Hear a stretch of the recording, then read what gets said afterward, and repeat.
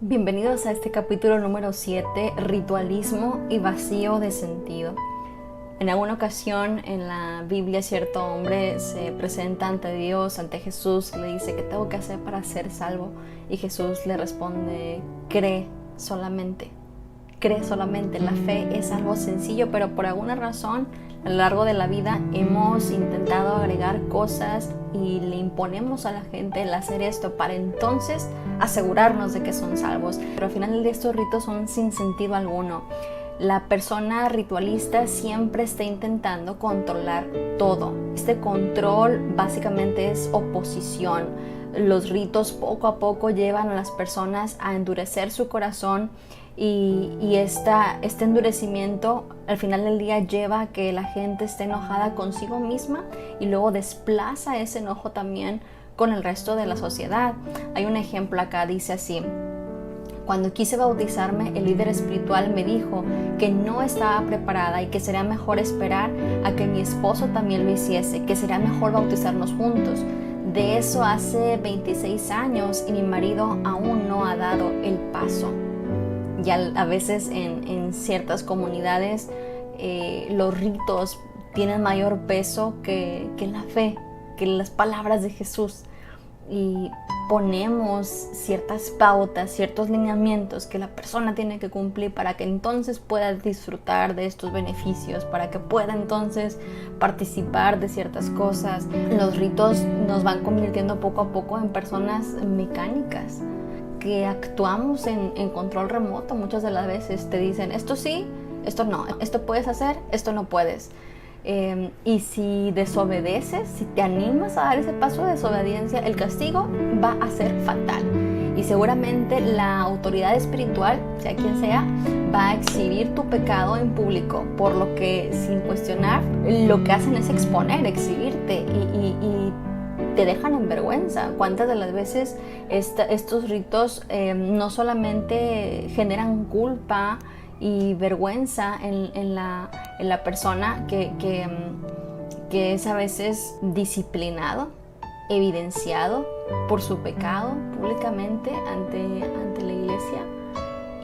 Y esto sin duda no está bien. No estoy promoviendo la desobediencia, pero por alguna razón esta fe tóxica lleva a imponer a individuos que, como cualquier otro ser humano pecador, comete faltas, a evidenciarlos, y entonces hace que la persona tenga que cumplir cierto tipo de sacrificios para como aminorar ahí la falta, el castigo. Y los ritos al final del día nos convierten en personas inseguras. Cuestionan, preguntan todo el tiempo: ¿qué harías en mi lugar? ¿Hago A o hago B? ¿Qué piensas tú? Y demás. Las palabras del otro, las que tienen mayor peso para entonces ahora sí yo tomar una decisión. Y esto no se trata de que vivamos desde ahí. Ahora, no solo las personas inseguras son personas ritualistas, sino también las personas que llevan a cabo ritos constantes tienden a ser controladoras. Las personas que no pueden obtener lo que desean desde el amor, lo van a intentar obtener desde el control, por la fuerza, por la imposición. Y los ritos, además de que nos vuelven personas inseguras, controladoras, también nos convierten en personas obsesivas. Y hay diferentes tipos de obsesiones, pero acá nos vamos a centrar específicamente en obsesiones religiosas. Vamos a partir por ahí. La confesión, por ejemplo.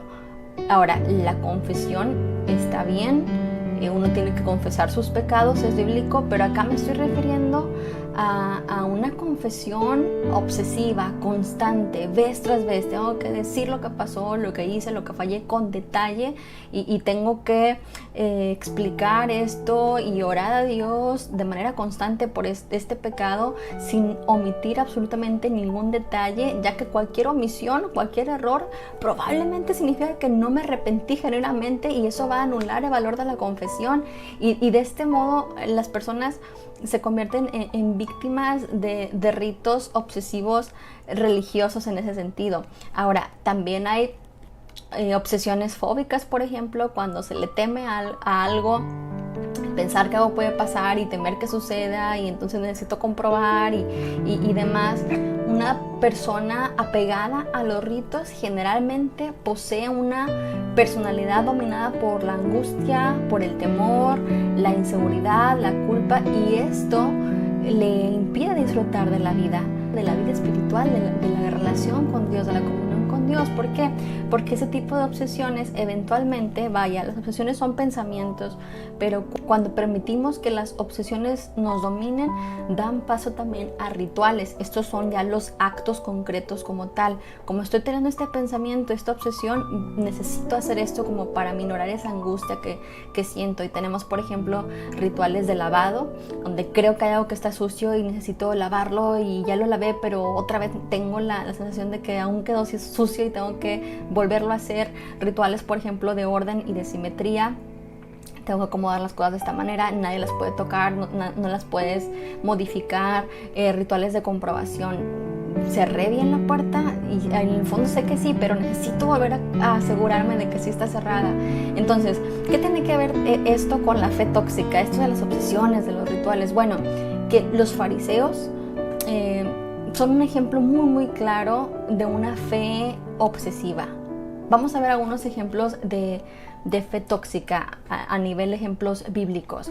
Por ejemplo, en el Nuevo Testamento tenemos a este grupo de creyentes, de personas, los fariseos, y es un prototipo muy claro del enemigo de la verdadera vida espiritual, ya que ellos lo que promovían desde sus creencias es una vida ritualista y compulsiva. El mismo nombre fariseo indica la característica más sobresaliente de su forma de pensar, ya que significa separatista. El fariseo separaba de sí mismo al otro, y entonces creían que todas las cosas y las personas estaban contaminadas a nivel espiritual, y que para poder llegar a Dios entonces debían separarse de lo impuro para no contaminarse. Y entonces son los otros, los paganos, los mundanos, los seculares, los que viven bajo oscuridad. Y una fe sana, en contraparte, enseña que el deseo de Dios, el corazón de Dios, es traer luz a la vida de la gente. Ahora, ¿a quiénes? ¿A los que ya tienen esta luz, o a los que necesitan experimentar un encuentro con Él? Al final del día, ese es el corazón de Dios: traer luz, traer paz, traer reconciliación a la gente con Él mismo.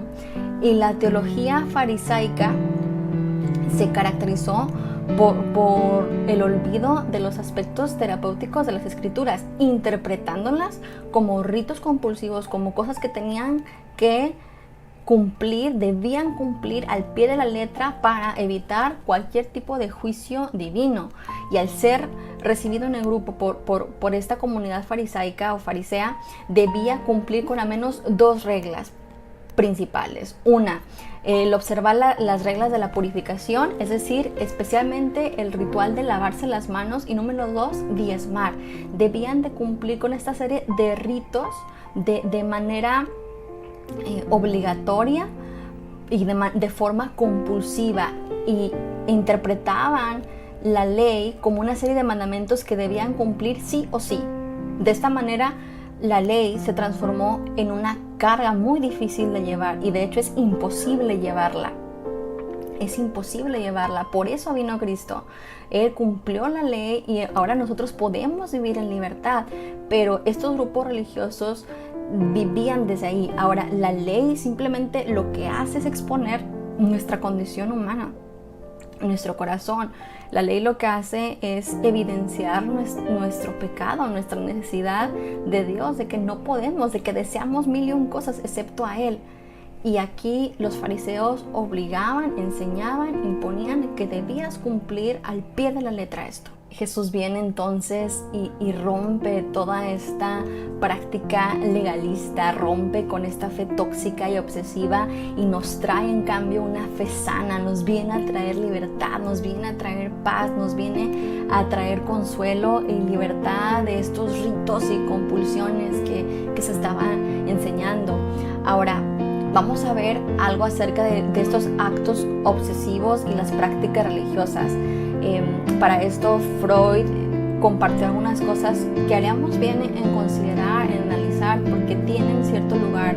La detallada minuciosidad y escrupulosidad con que ambos ceremoniales son realizados. ¿Qué quiere decir esto? Que la persona obsesiva se somete a un ritual en privado para liberarse de la angustia. La persona religiosa es presa de rituales, los cuales debe realizar de la forma más perfectamente posible. ¿Con qué fin? Para evitar la angustia. El siguiente, el temor y la angustia por el castigo divino que surgen en la conciencia en caso de omisión. Y de ahí esta parte de las obsesiones, de la comprobación, de como tengo miedo al castigo, necesito asegurarme de rezar tantas veces, orar tantas veces, hacer esto de esta manera. Y al final del día eso nos lleva a obras muertas, obras que no nos salvan.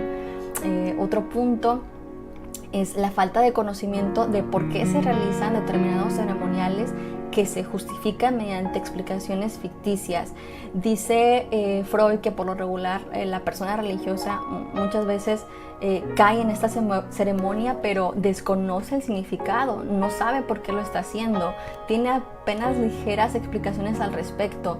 Y el error que a nuestro entender comete Freud es el pasar de esta analogía a la identificación.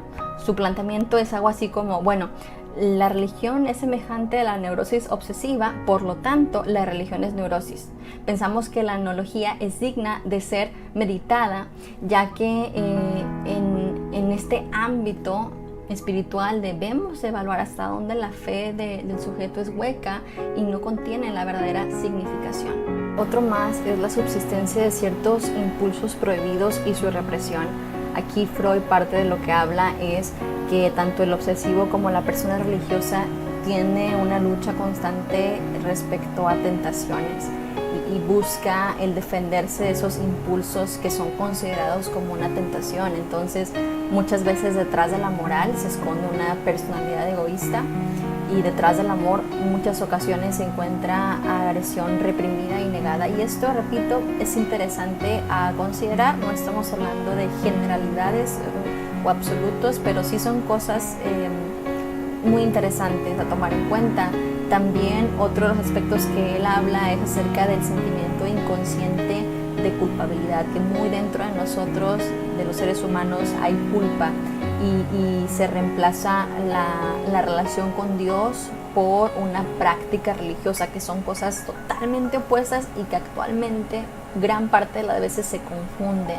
Por eso es que gente dice, no, a mí la religión no me interesa, yo no quiero saber nada de la iglesia, porque han confundido, porque quizás sí han sido enseñados que estos actos meramente obsesivos, religiosos, es el equivalente a una relación con Dios, y esto no es así. No se reza, no se estudia ni se escucha la palabra de Dios, sino que se enseña que se siga una serie de reglas, de pautas, de normas, y se impone esta obsesión, esta religiosidad, para encajar estas normas y para que se cumplan más rituales. De algún modo las personas creen que si hacen esto van a ganar mayor favor de Dios, más gracia, y que de esta manera van a llenarse de bienestar en contra del terrible vacío que sienten, de toda esta culpa. Sabemos que al final del día el evangelio son buenas noticias y que solamente es a través de la fe de Jesús que podemos ser libres de esos actos religiosos, del tener que hacer mis obras, porque por mi gran culpa, porque necesito hacer cosas buenas para entonces aminorar mi angustia. Esto no es así. Jesús viene y nos liberta de ello, y nosotros lo que tenemos que hacer es poner la fe en Él como el único y suficiente Salvador, como el único camino al Padre. En resumen, una fe sana te hace vivir según la normalidad de Dios y no la normalidad de la gente. Una fe sana nunca te va a llevar a intentar agradar a la gente, al contrario, es libre de ella. Y una fe sana sabe que nadie te puede condenar.